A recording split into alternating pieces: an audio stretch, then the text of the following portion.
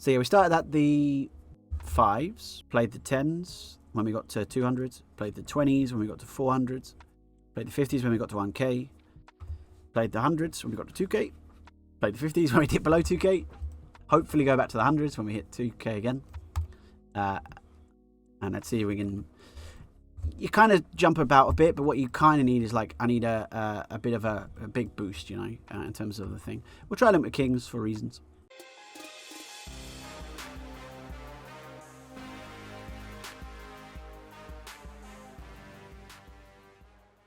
Okay, reasons were possibly, let's say, yeah. I'm going to limp the button. I heard you limp every single button. What else is limp? Maybe your cock. See how that goes. Zizek, powodzenia, kolego. I think Pogozista's Polish has also been playing for a long time. Both of these guys have been around for a long while. Very fun looking flop against any two cards. Going to go for 1.6.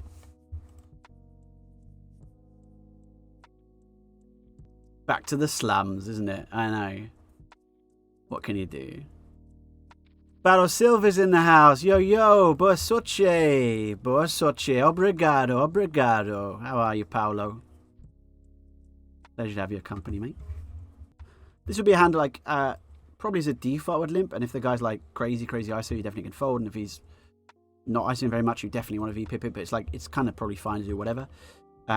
Here I'm going to take the club and the spade and the 8 as all good properties of our air hand and sort of divide up my air into what sort of impacts their continue range a bit and what doesn't, and then sort of start with that approach.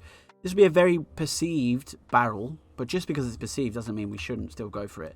So I will actually still go for a 3 big blinds here. It's really tough to just be like jamming every pair, for example, or whatever. You know, I mean, we can get folds and we don't need that many folds, and checking is sort of 0 EV, I think, in that spot. Like, I don't think we would really ever. Let's check the VPip before we jam. Not too much. Snap limp's a little bit worrying, but... Okay. Not the worst shape in the world. Didn't hit. GG hundreds next time. Next time, indeed. It's very possible we go on like a 30k Chippy V downswing or something compared to like, sorry, 30k downswing versus compared to where our Chippy V is or something, and we just like don't make any money, or we just lose money for months or weeks or whatever. But the real bankroll is all the friends we made along the way, isn't it? So that would be nice. Right, Zizek was in our game when we limped kings at the similar stack depth, so I don't know how, let's say, on the grind they are, but let's have a look. Tom, a couple of streams ago, you recommend comparing Chippy V with my entire playbase for a quickly find out. Yes, that's a really good one, by the way, to do. Why did we check here? I wasn't paying attention. Probably should have just bet this. Yeah, I would have bet this given another choice, but never mind. Surprisingly, I found that I have a low Chippy V for the button. I must not be limping enough buttons. That's a really good quick league funner, just for if anyone else is interested. Just look at your positional win rates. Find PT4. If you're quite inexperienced, this is a really nice tip. And then just look and see how your win rates compare to the population. And look at your heads up big blind, look at your heads up small blind, look at your button, look at your 300 big blind, look at your 300 small blind, etc., etc. And if there's any spot where like you're below population, so let's say for example on the button like you're 21 and the population's 23, well that's like okay, that's where we're going to focus on. I think is a great way to look at it. So yeah,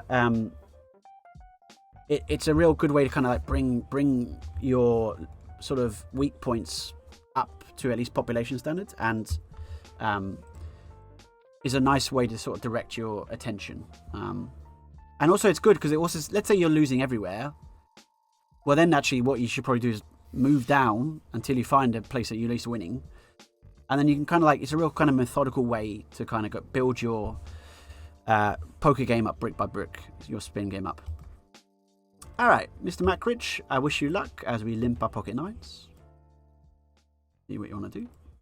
Check in. Very sensible check. Very clever check. Nine's probably one of the other pairs we're definitely just going to bet and call off. benefits from the most from protection. Actually has the best equity against the 6s, right? Maybe 7s might have marginally more, but those are good properties. So aces, for example, more likely to want to check maybe. But 9s, I think, against the check raise, we just jam and GG it. If he's got 6s, cooler. Back-to-back streams. Is this going to be a regular? Every Tuesday, Wednesday is the plan, is the hope. Should be possible, absolutely. I think we'll check. Close, though.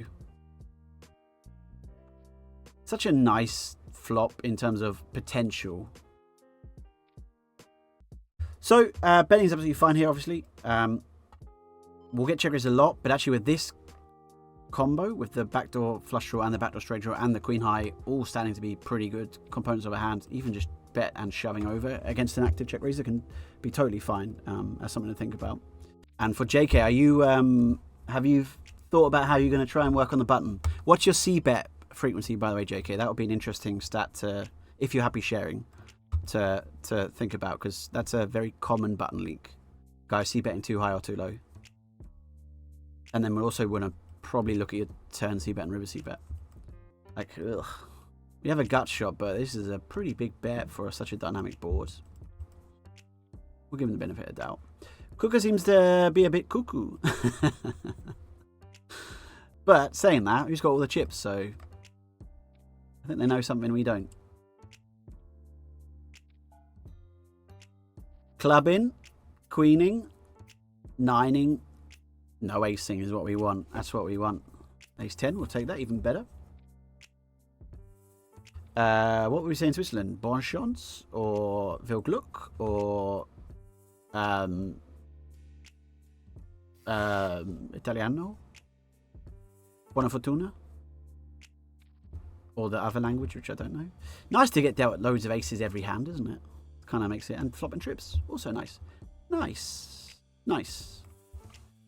All right, we're back in the game.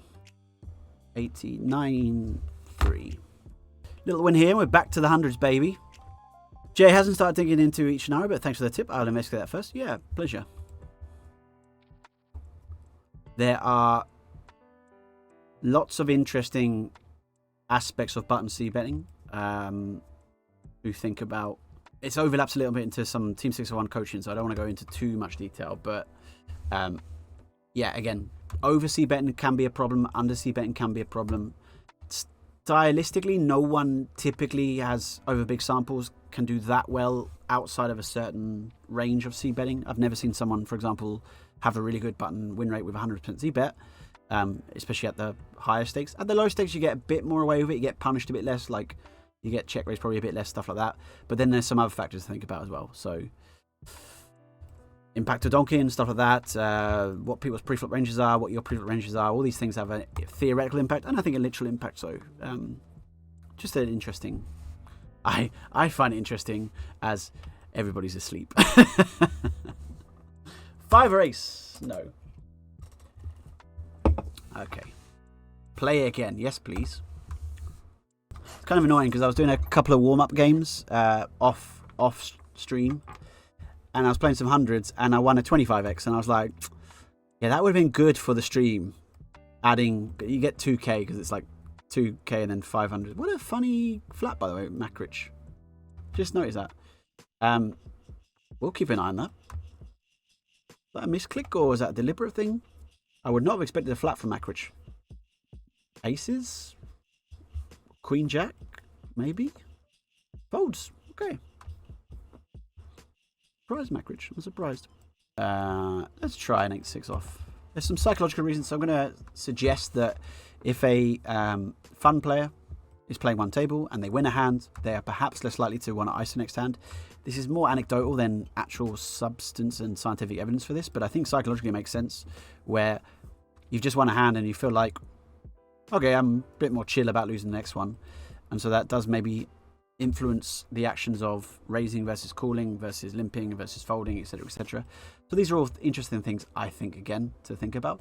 Interesting min raise at 9BB. Defending this for reasons. I could fold this against certain opponents. I think Makrich will probably take mainly big C bets here. Really thinking about it. Would you really think about it this hard with kings? You just kind of go, yeah, I'm c-betting. So I suspect this is bluffy. But I don't know if that's accurate or not. But we look pretty dumb if he just wakes up with kings here. But we're going to try. Tough to have tons of folds. Queens. Oh, we look dumb. We look dumb. Sometimes we look dumb. That's okay. I try things.